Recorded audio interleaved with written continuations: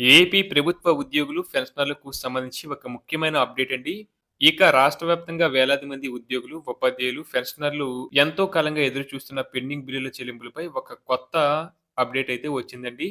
రాష్ట్ర ప్రభుత్వ ఉద్యోగుల ఆశలు 12వ పీఎస్సీ బకాయిల చెల్లింపుపై కొత్త దిశ. ఆంధ్రప్రదేశ్ ప్రభుత్వ ఉద్యోగులు గత కొన్ని సంవత్సరాలుగా అనేక సమస్యలతో, బకాయిలతో, అసంపూర్ణ హామీలతో సతమతమవుతున్నారు.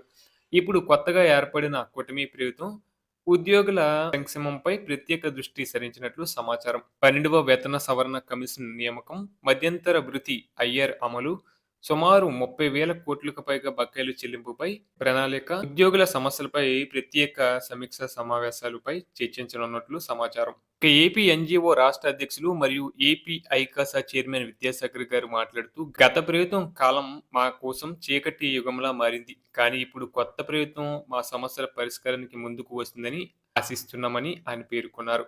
అలాగే ఆయన మాట్లాడుతూ, రాష్ట్ర అభివృద్ధికి పోలవరం, అమరావతి, పరిశ్రమలతో పాటు ఉద్యోగుల సంక్షేమం కూడా అంతే ముఖ్యమని స్పష్టం చేశారు. అలాగే గత ప్రభుత్వం వల్ల ఉద్యోగులకు వచ్చిన నష్టాలు సుమారు 30,000 కోట్ల బకాయిలు ఉద్యోగులు, ఉపాధ్యాయులు, పెన్షనర్లకు బాకీగా వదిలారని పేర్కొన్నారు. అలాగే రివర్స్ పిఆర్సీ, హెచ్ఆర్ఏ 4% తగ్గింపు కారణంగా ఉద్యోగుల వేతనాలు తీవ్రంగా తగ్గాయని, తక్కువ షిప్మెంట్ డిఏ బకాయిల నిలుపుదల, జీతాల ఆలస్యం వంటి ఇబ్బందులు ఎదురయ్యాయని ఆయన వాపోయారు.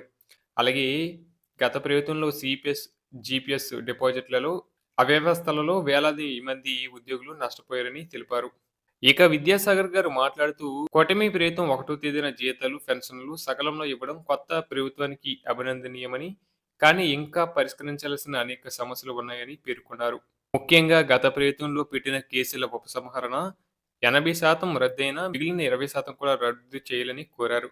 అలాగే బకాయిల చెల్లింపులో జాప్యం తగ్గించాలని, బిల్లులు సీఎఫ్ఎంఎస్ పెండింగ్‌లో కాకుండా తక్షణం చేయాలని, ఇక డీఏ బకాయిల్లో 4 డీఏల్లో కనీసం 2 విడుదల చేయాలని డిమాండ్ చేశారు. అలాగే ఓపీఎస్ విధానం మెరుగుదల పెన్షనర్లకు మరింత ప్రయోజనకరంగా మారాలని కోరారు.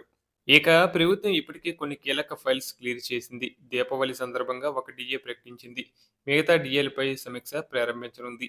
అలాగే 12వ పీఎస్సీ కమిషన్ నియామకంపై త్వరలోనే ప్రకటన వచ్చే అవకాశం కూడా ఉంది. మధ్యంతర భృతి ఐఆర్ అమలు కూడా ఫైనల్ స్టేజ్‌లో ఉందని విశ్వసనీయ వర్గాల సమాచారం. అలాగే క్రిస్మస్ పండుగ సమయానికి మరో 2 డీఏలు లేదా కొంత బకాయిల చెల్లింపు విడుదలయ్యే అవకాశాలు ఉన్నాయి. ఈ నిర్ణయాలు తీసుకుంటే రాష్ట్రంలోని 8 లక్షల ఉద్యోగులు మరియు 5 లక్షల పెన్షనర్లకు భారీ ఊరట లభిస్తుంది. చివరగా చెప్పాలంటే రాబోయే రోజుల్లో ప్రభుత్వం తీసుకునే నిర్ణయాలు ఉద్యోగుల ఆర్థిక స్థితిని బలోపేతం చేస్తాయి, పెన్షనర్లకు సంతోషాన్ని తెస్తాయి, రాష్ట్ర ఆర్థిక వ్యవస్థకు స్థిరత్వం ఇస్తాయి. ఇప్పుడు ప్రతి ఉద్యోగి నోట ఒకే మాట.